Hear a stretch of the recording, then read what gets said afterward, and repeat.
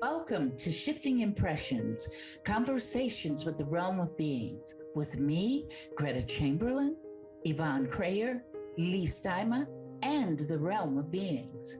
Shifting Impressions, which is one of the vehicles that supports the transmission of the Realm of Beings, is here to assist you in delving into your being by providing numerous topics and discussions for you to intake as you deepen your connection with your inner world. Shifting Impressions is here to assist you in strengthening yourself as you excavate to understand your true nature. Leigh, Yvonne, and myself, with the Realm of Beings, eagerly invite you to join us today and learn to shift your mindset, shift your thoughts, and shift your focus to recreate your life and produce a new you. Shifting Impressions starts now.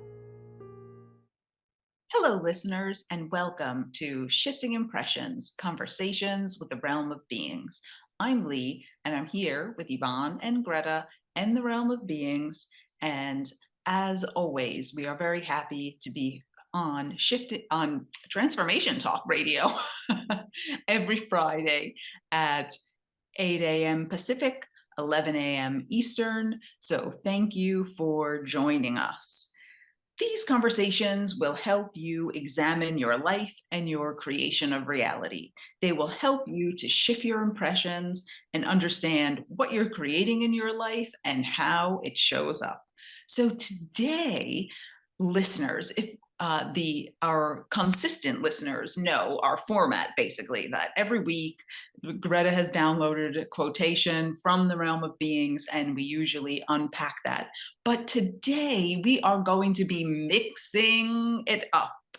So our constant listeners may have noticed that for the month of November, we were on a semi-hiatus doing the best of Shifting Impressions.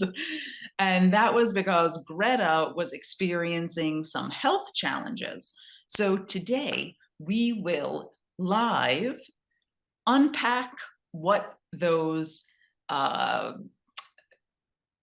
challenges meant from the internal to the external manifestations. We will take them apart one by one and examine them and break down those mental equivalencies.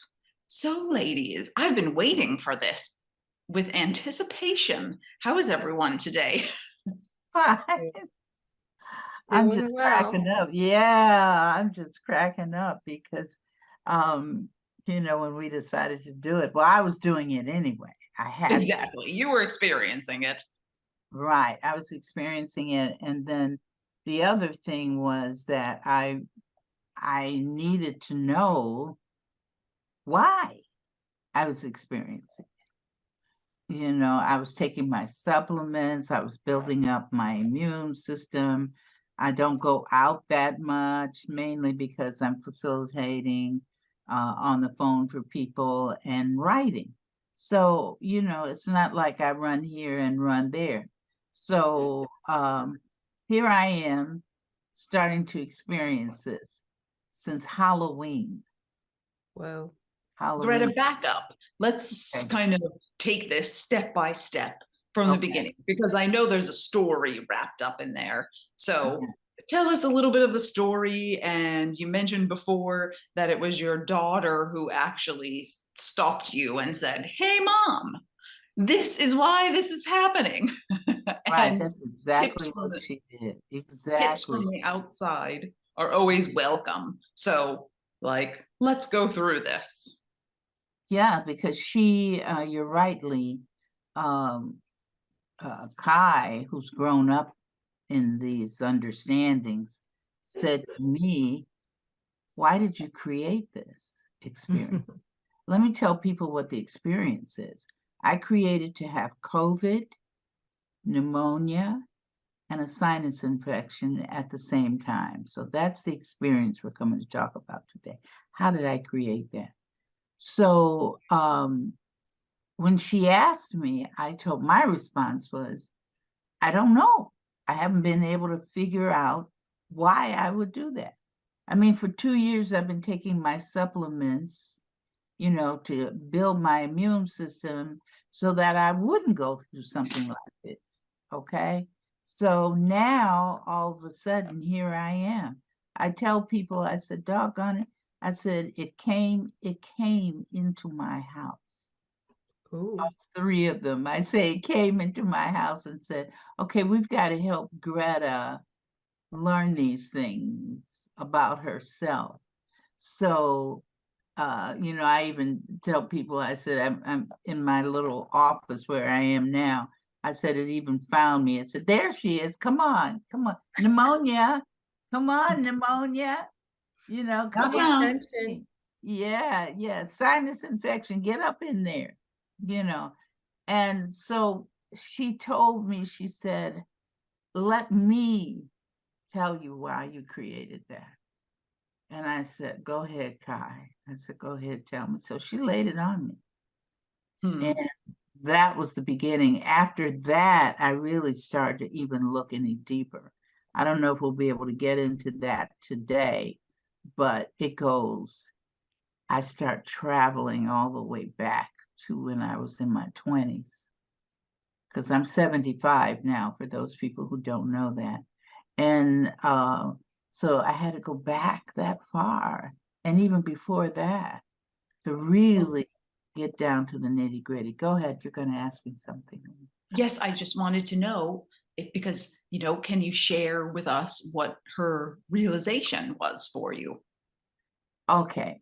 The realization was that 3 weeks prior to Halloween is like my pinpoint date, because that's when I realized I gotta go lay down. Okay. So my friend died. And I was shocked that she had died. Wherever you get shocked when you're so used to knowing that somebody's there, and then all of a sudden they're not there. You got to adjust to that.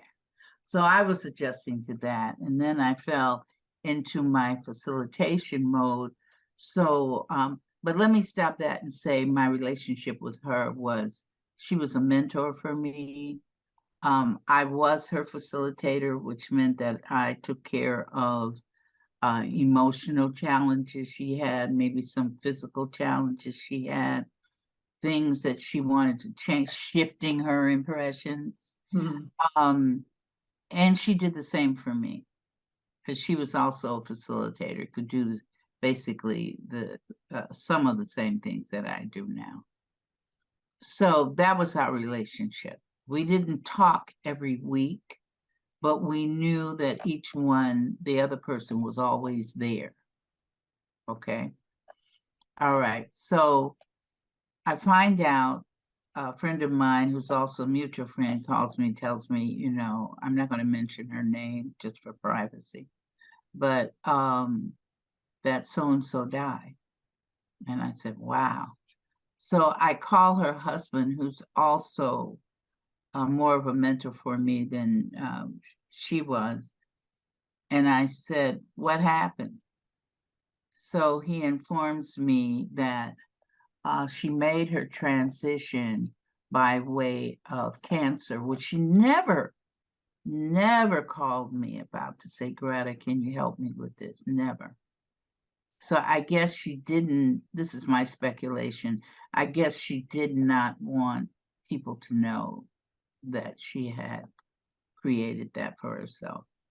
I don't know where the cancer was. He told me, but I just don't remember. And then a blood clot. He had asked, they found a blood clot and they said they had to operate. So he said, wait for me to get to the hospital. He wasn't that far away. So, but what happened by the time he got there, they had operated on her, and through that she died. So by the time he got there, she had already made her transition. But to clarify, Greta, like this was her creation, right? This was her creation of reality. She Right. picked how and when and why she wanted to transition out of here. Right. Because that's what we do. You know, we choose, quote unquote, the time that we want to transition, and we choose how we want to transition. See, because this is such an illusionary place, this reality is filled with illusions, one of which is death, that we don't realize, we forget that, oh, I already chose when I was going to go. Oh, I already chose how I was going to go. Okay. But you can change that. You don't have to stick with that. Okay. So I called him and I said, we need to send her to what some people call the light, or some people refer to it as heaven. We refer to it as the transitional portal. So I said, we got to send her. So I went to their apartment building. They had an apartment, I think second or third floor, I can't remember. And when I got there remotely, I want everybody to know that I do all my work remotely. You know, I travel to the person. So I traveled, they live here in Chicago with me, but I just traveled to their apartment remotely. When I got to I was across the street from it, and I saw her waiting for me. She was standing, I knew it was her because she had locks too, but I mean, they went all the way down past her butt.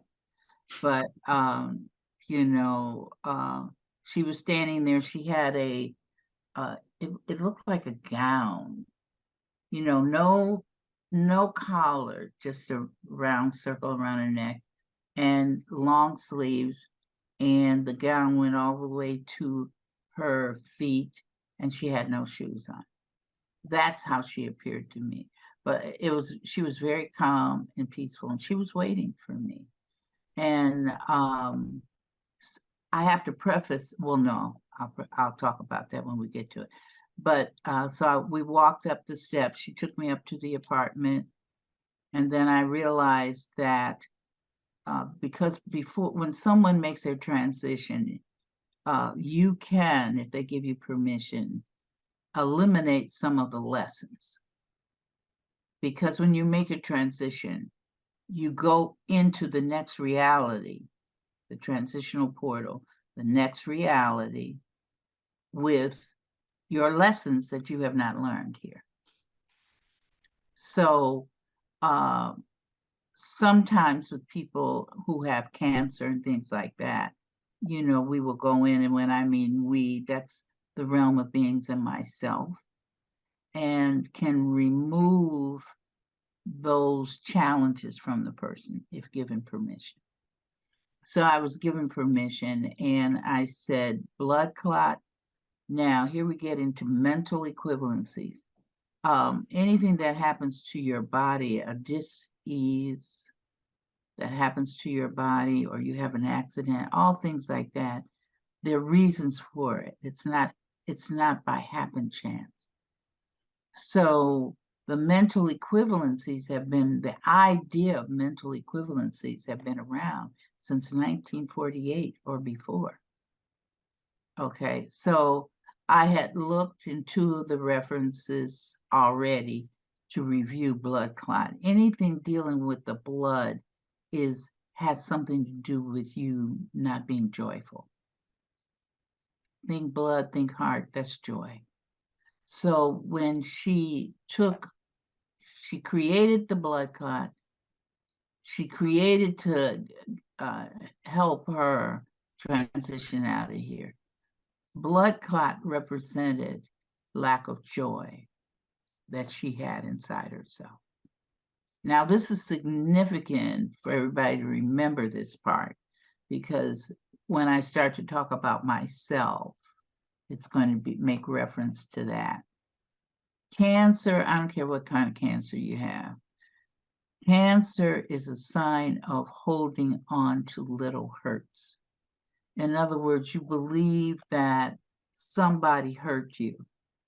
and you don't want to let it go.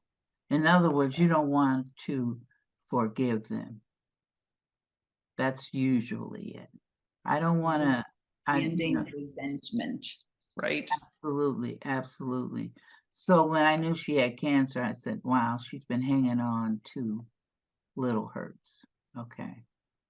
All right. So we send her to the light. I call on the angels of the white light, no shapeshifters, and we work with dragons and all those wonderful things. So they came, we put her in an energy channel. And energy channel, small little space like that, but you can go in and it leads you to the transitional portal. I don't want people to think that the transitional portal is up or down. When you get, we as humanoids, see, there's a lot to this. So ladies, jump in. When, as humanoids, we believe in time, we believe in directions. You know, we start the little children in school learning what up, the direction for up is, what is the direction for down. You know, they practice that so they can get it in their brains, you know. So we transfer that to our thinking about spirituality or our thinking about existence. So we say we're going up to heaven. And those who created the opposite are going down to hell. So heaven, like for the ascension, you know, there are different, there's ascensions in Christianity, there's ascensions in various religions. So, but the direction is up. When you go into your transitional portal, it's not up and it's not down. So now you're going to think about, well, where in the heck is it? You know, I'll get to that in a minute. So she's been transported, gets transported. And now that was on a Friday.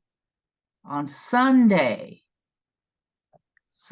now, we're going to, she was cremated. So we're off to a memorial service, not a funeral, a memorial service. And it was very joyful because that's the type of person she was.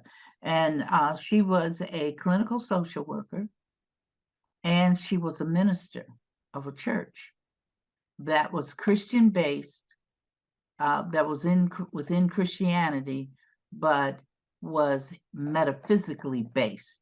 So she understood about creation of reality, and that's what she taught her congregation. Okay, so she already knows that. So I'm sitting there. They start the service. I've said hi to everybody, you know, oh, yeah, how you been doing? You know, that whole thing. And they start the service, and inside the service, they did some singing, which was beautiful. The whole thing was beautiful, absolutely beautiful. And so uplifting, except I didn't get uplifted. See, this is the beginning of me attracting these COVID, pneumonia, and sinus infection, because I didn't feel uplifted by it. Because I sat there listening to people in the beginning, it didn't dawn on me. But as time went on, I said, oh my goodness. Because they talked about, oh, she was such a wonderful person. Oh, she was always there for me. When I needed help, she was there. She was there. That's all I heard people saying. She was there for me. She was there for me. You know, she did this for me. She did that for me. Some of her patients were there. Some of her supervisors, present supervisors, former supervisors, family, friends. The place was loaded. The church was loaded. I'm still sitting there listening to all of this. And I said, oh my. I said, why didn't I see this? So that's the beginning. I might not have said to myself that exact question, but it was, why didn't I see this? Because as everybody was giving her accolades and so forth, talking about how she was always there for them, I realized that she had been practicing being someone's savior. And that's why we have the blood clot not being joyful. That's why that's part of the contribution of cancer, holding on to little hurts. So having been her facilitator, I started thinking, why didn't I see that she was being a savior? So I went down the rabbit hole from there. I didn't talk about it with anybody, because it was up to them to believe what they wanted to believe. But I knew that that was not the case because I had been her facilitator as well. So I knew some of the challenges she was already faced with. What I did not know was that she was going to create cancer from them and a blood clot. So I started to take on the responsibility of her creation of reality. So there, question. Yeah, I want questions. Sounds like she created two realities at the same time. Like she was creating this challenge with her health, as well as people in her life being so grateful for her demeanor, helping them, everything like that. But if I'm hearing this correctly, underneath it all, maybe she was compromising herself in that she created this health challenge that didn't align up with the joy. Because for me, in my head, when I see joy, I don't, it's aligned up with good health, vibrant health, things like that. So maybe you could take a little detour and talk about those simultaneous. At least that's how I see it. I don't know if you see it the same way, but it seems like there's two things going on at exactly the same time. Well, see, with all of us, including us here on the Shifting Impressions, we all have many, many things going on. Many, many, many, many things going on. And sometimes we're in it, we don't even know we're in it. We don't believe. Sometimes we get into this whole thing with hope. Like I know of women and men who are in abusive relationships with someone, and the other person is assisting them in being abused. So they're not seeing, especially if they don't understand about creation of reality, they're not going to see, I'm in an abusive situation. Here comes the multiplicity of it. I am in an emotionally abusive situation. I am in a physically abusive situation. You see, those are two different types of realities right there going on simultaneously in that person's life. I am not loving myself. That's why beat me, show me. I don't feel that I'm worthy. So there comes another aspect of it. Kick me, curse at me, call me names because I don't feel I'm worthy. I don't love myself. So you get with somebody who teaches you these things, because those were the lessons that you decided you wanted to learn. It's not that you were given the lessons. This was your own choice. So I don't know if that helps with what you were saying. Yeah. Yeah. Well, I guess all of these things are many layered, right? I mean, we could be doing one thing in our conscious realm, right? But there's all of these other currents of unconsciousness also, manifesting in our reality, that maybe we're not, thinking every day, oh, I'm worthless, I'm this, I'm that.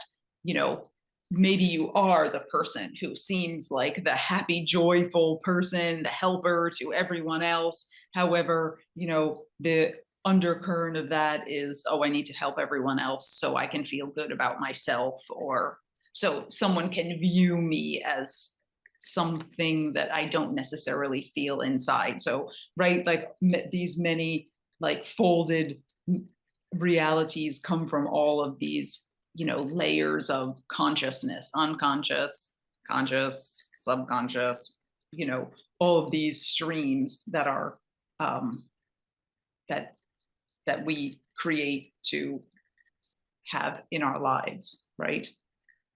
Absolutely, because hers was multi-layered, just like ours. Of course. Our things are multi-layered, and but she never, I don't know. See, let me say this.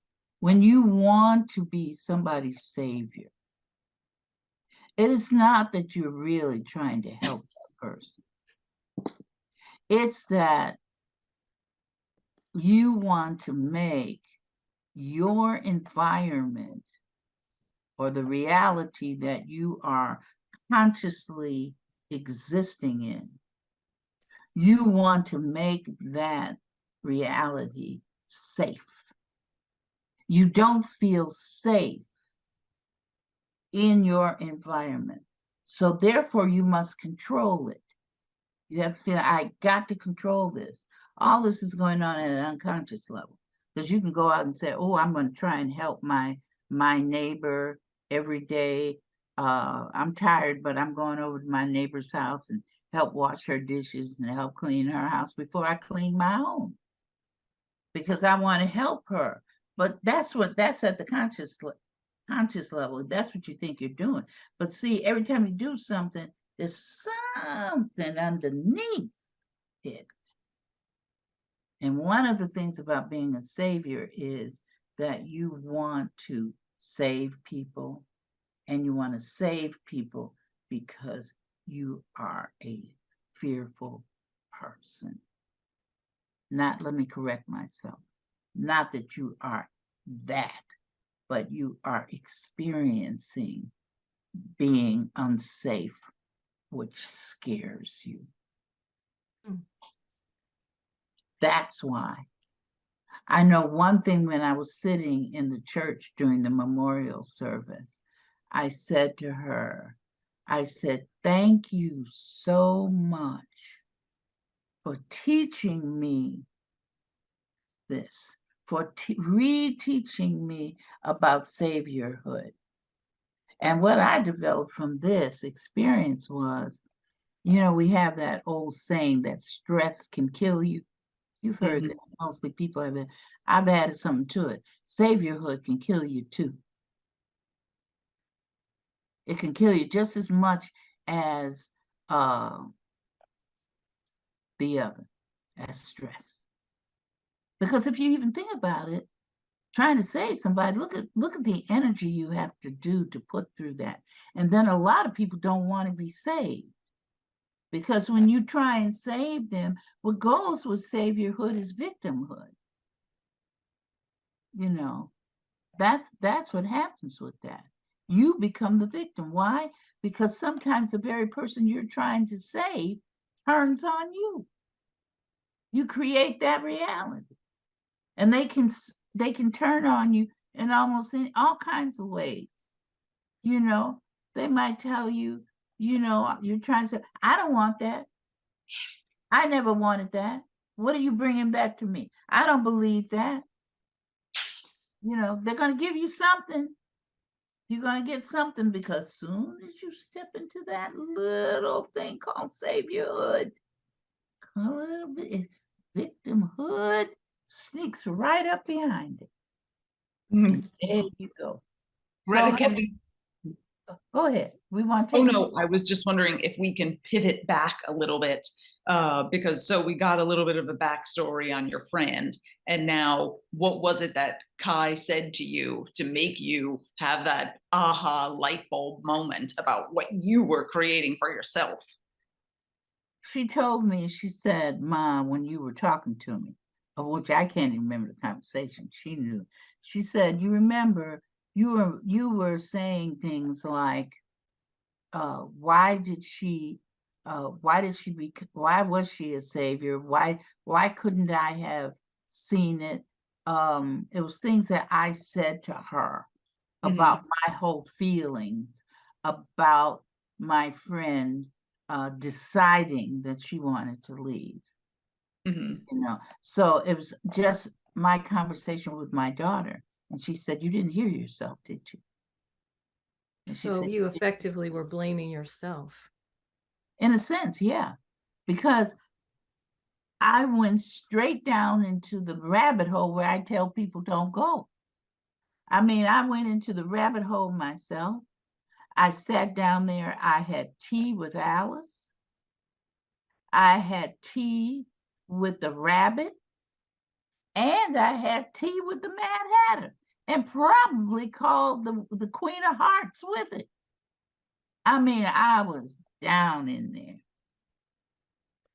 And that downness is what created my health experiences. I think we need to take a break if you don't mind. Sure. Yvonne? Absolutely. Yes, it's that time. So let's just take that break, and we will come back and finish up this unpacking of this whole interesting experience. So stay tuned. We'll be right back.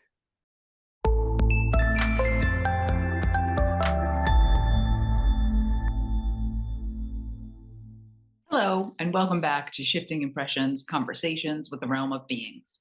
We will continue this conversation about Gretta's health challenges and get to the bottom of what's been going on with her for the last month. So, Gretta, take it away. Okay. I think I said before we left that we were talking about what Kai had, my daughter, was the one that discovered the beginning of it. She gave me like a beginning based on my conversation with her, because she wasn't able to go to the service with me. So I was telling her about it, I was describing even my experience in it. So that's what happened with that.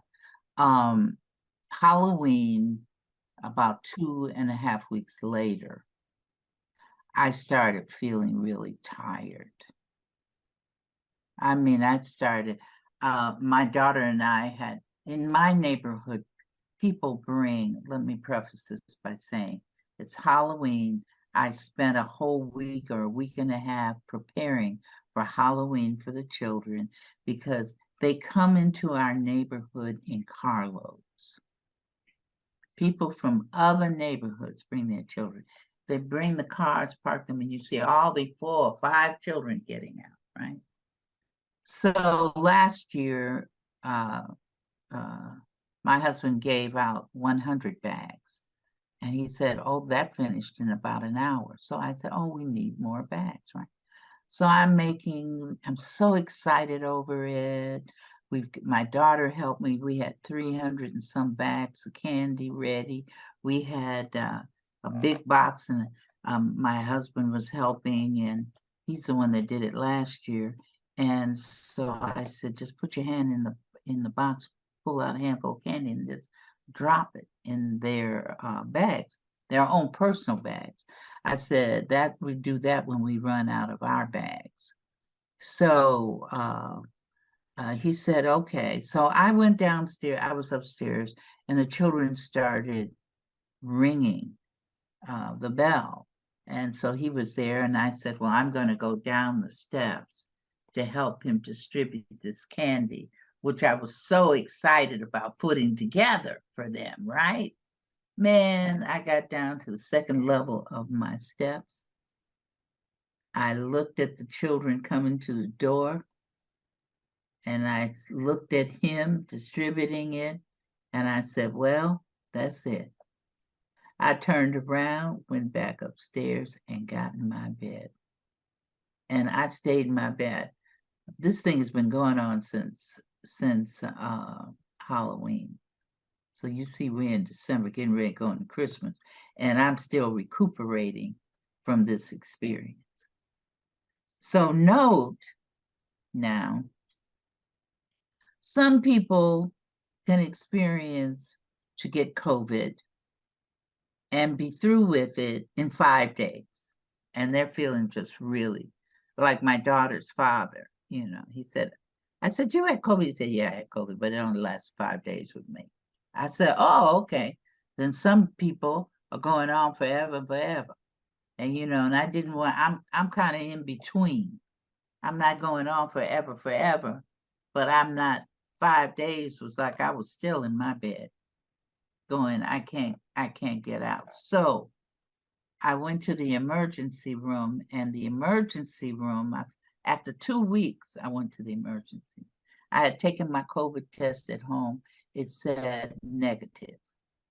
So I said, well, I don't have COVID. So what in the heck do I have? I was coughing. I lost my appetite. I didn't eat for about 4 days. My temperature, every time I would turn around, my husband would say, okay, here, don't put it all the way back there, meaning the thermometer. He was forever taking my temperature. It went up to 100, then it'd go to 99 point something. And it was the temperature was fluctuating all over the place. So finally, I take myself to the emergency room. They said, well, we have to test you. I said, okay. She said, we have a test that will test if you have COVID, if you have the flu, or if you have this other new virus called RSV. Nah, that's it. I said, okay, so they did that. Then I sat as you do in an emergency room. And then they took me to the triage section. And well, they gave me a test, echocardiogram.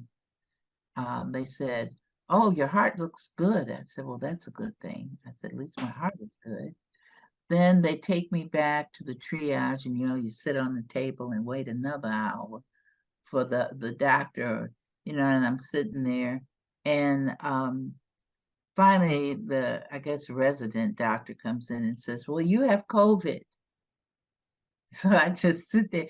The only thing I could do was laugh. I said, this is too funny. I did. I said, really? I got COVID? He said, yes, you've got COVID. And he said, now I'm going to go, I want them to check your lungs. So I'm saying to myself, oh God, I don't think I have anything wrong with my lungs, because I was able to breathe and everything. So he said, well, we've got to check your lungs. I said, okay. So they sent me off to the x-ray machine. They took the x-ray. Then you come back and you sit some more. Finally, the main doctor, who's over the whole triage department on that shift, comes and says, well, you've got pneumonia. Now, they come in, they tell me, the first time they come in, they say, well, you got COVID. I go out, I come back in. Then the thing next, you've got pneumonia. I said, I have pneumonia. Yes. I'm thinking to myself, how in the hell did I get pneumonia? So he says, here it is. He throws the x-ray up so I can see it, because if you've ever seen pneumonia on an x-ray, it's usually light spaces in comparison to the lung. So, but I had a little space just about that big. Now, for those of you who are just listening, take a dime, cut the dime in half, or take a third of it off and leave 2/3 of it and put it in my right lung. That was it. That was the amount of the pneumonia I had, basically, based on my perception. So then he gives me antibiotics for 5 days, 2 times a day. So of course I go home and I get in my bed. I'm living in my bed by this time. I want you to know that. Bed to bathroom, back to bed. Greta's not going up anybody's steps. I'm not going down. I'm facilitating on the phone with people. And I said, when they call me, I said, how are you doing? Are you okay? Yes. Okay. That's it for today. I'll talk to you next week. I had to keep doing that for a while. At one point, I said, I texted everybody, said, canceling. I said, I got to take care of myself, you know. So just, that's all I did was lay down. And you know, I told everybody, take your supplements every 4 hours, you know, to help you with the thing. So I knew what to do. I started off, I set my alarm every 4 hours so I could take my medicine. But I remember one time and several times the alarm went off and I was not facing my medicine. I mean, the supplements I had and everything. I was so fatigued. I could not muster up the energy to turn over and take my medication. So, Gretta, yeah, go ahead. Can we talk about, now that we have the chronology of things, can we talk about, what the mental equivalency of those quote unquote symptoms are? Right. So what happens is I'd like everybody I'm going to tell you what COVID represented, but I want you to keep in mind my relationship with my friend who died, because that's the reason, that is what created this. Because it had to come and show me, your body shows you where your unconscious is. Okay. So remember I said that we're going to look at COVID first. Remember I said that I had a fever. My husband was taking the fever. Right. So what does fever represent? Remember, I was upset because I did not tell my friend, I did not see that she was a savior, was moving in that type of framework. So fever is, and the books are coming from Louise Hay and from Martel, who has a book called, his newest edition is Encyclopedia of Ailments and Diseases. And, you know, most of the Louise Hay books have her little section. Her section has just very quick little things. But if you want to go into depth about it, then you want to get the Martel book. Okay. So I use both. Fever represents emotions that are burning up. It also represents anger. Usually I tell people you got a fever, I just basically say, okay, you're angry about something. But it can also be irritation, disappointment. You see how all that fits with me, with my friend dying. You know, go ahead. What about the pneumonia? I'm really curious about that, because that was something you had not expected, and I don't know that much about pneumonia, like on a medical level, but you described it as a half or a quarter of a dime, which to me, it seems small, like it, and if you didn't express any symptoms, it probably you weren't well aware of it. I mean, they had to actually do that chest x-ray to see it and to tell you that you had it physically. So when you looked that mental equivalency up, what appeared? I'm going to tell you that. Can I finish COVID though? Can I finish COVID? I'm not going to give you all the mental equivalencies, but I'm going to tell you what was wrong with me with COVID, because some of it comes in, it crosses over into the pneumonia. That's the only reason why I'd want to do that. So fever, nausea, I had leg pain in both legs, loss of appetite, cough. I was coughing like crazy, and fatigue.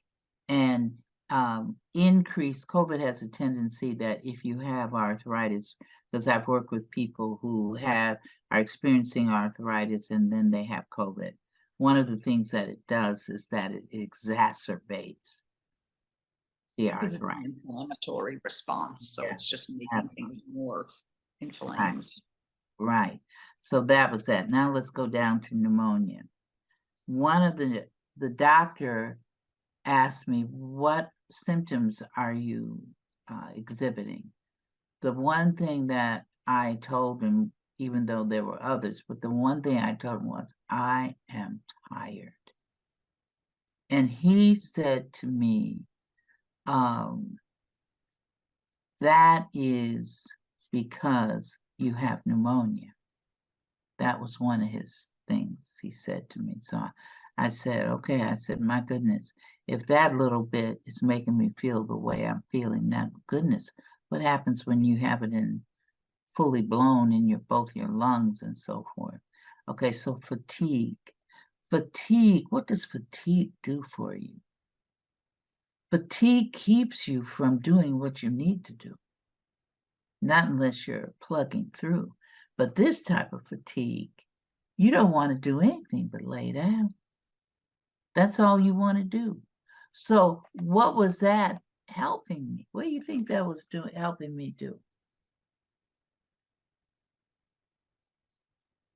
It was helping me avoid. If I can't do anything, if I'm so tired, I've created to be so tired I can't do anything, then I don't have to do any work. Now I have to preface this by saying, before Cespolaz thing came in, I had a thought in my brain. I said, oh, I should take off a week. So I had that thought in my brain that I didn't get rid of. I didn't clarify it and say, I'd like to take a week off and go be healthy and go on a vacation.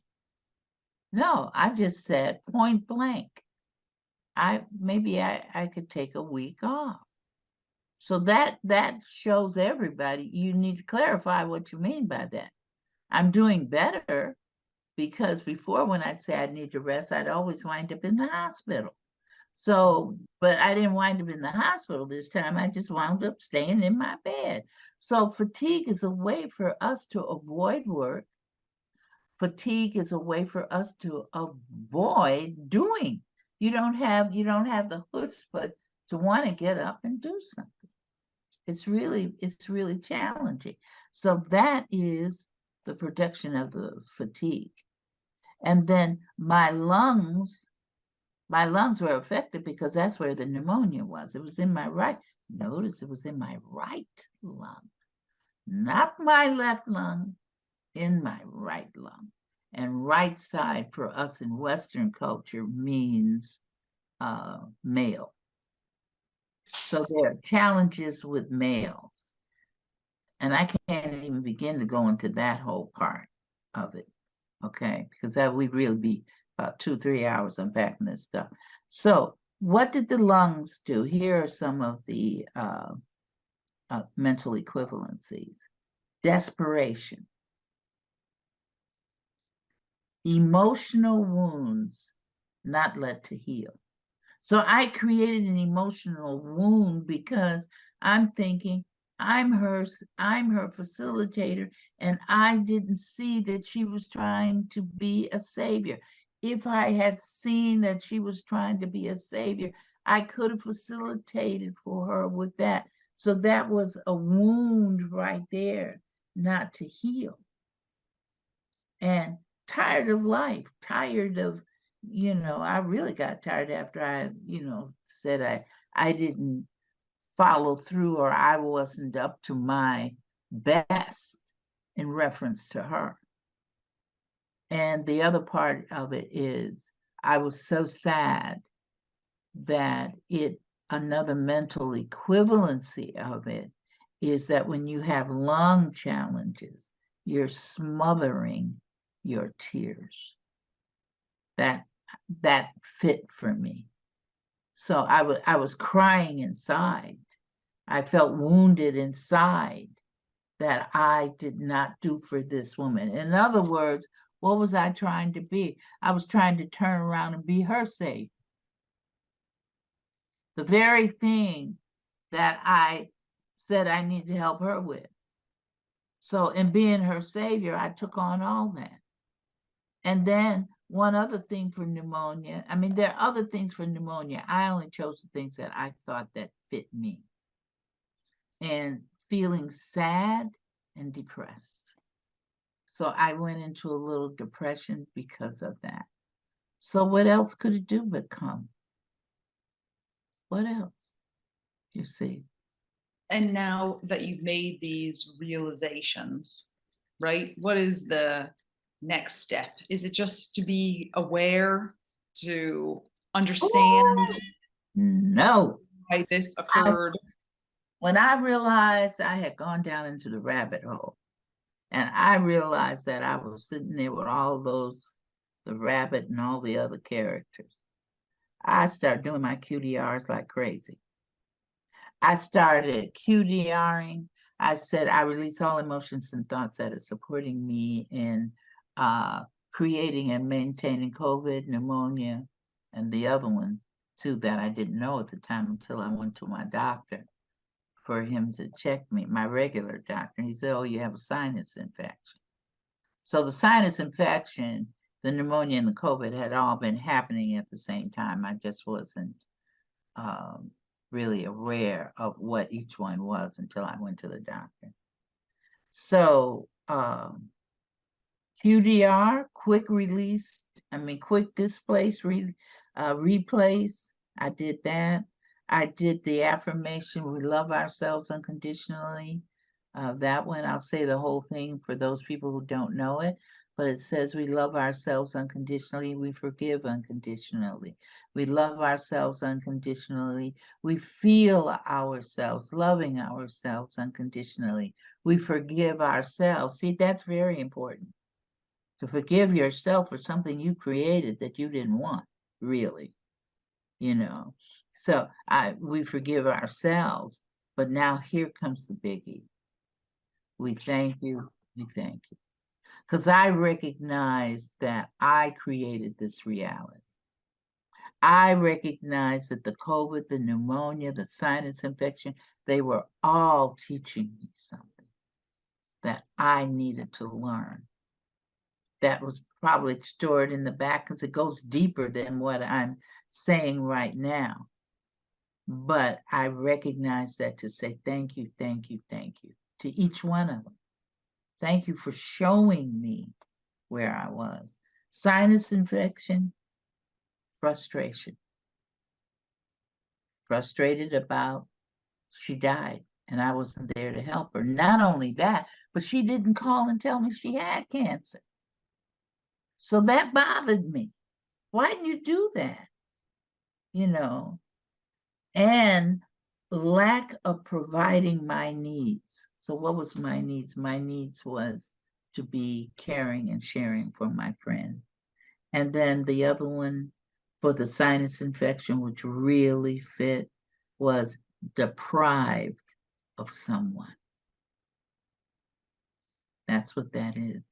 So that's really, you know, the COVID also, I see it's almost over. Avoid responsibilities at work, home, etc. Doubting judgment, resistance for the fact that she died. I was resisting that. Can you imagine? I'm resisting her own creation of reality. Yeah. So that's the first part of it. So, and I know we only have 1 minute left. Well, Greta, thank you for sharing your challenges with us and the experiences that you were having. Listeners, this is just kind of tip of the iceberg information, but I think it's all to show us that our experiences, even though we may think they're unwanted, if we just take time to look a little deeper, they're all here to show us what we're creating if we know where to look to find some information. So thank you, Yvonne. Thank you, Greta. Thank you, Realm of Beings, who's always here, even though we did not give them airtime today. This has been another episode of Shifting Impressions, Conversations with the Realm of Beings, until we create each other again. Once again, thanks for joining us at Shifting Impressions, Conversations with the Realm of Beings on TransformationTalkRadio.com. As you have explored today's creation of reality experience with Leigh, Yvonne, the Realm, and me, Greta, each of you is being supported by us in further developing the understanding that you are not just an individual existing in linear time and space, but a multidimensional force of infinite possibilities who is connected to all. So begin to create the realities you want. Join us every Friday at 8 a.m. Pacific Time and 11 a.m. Eastern Time on Shifting Impressions at TransformationTalkRadio.com. So long until we create each other again next Friday.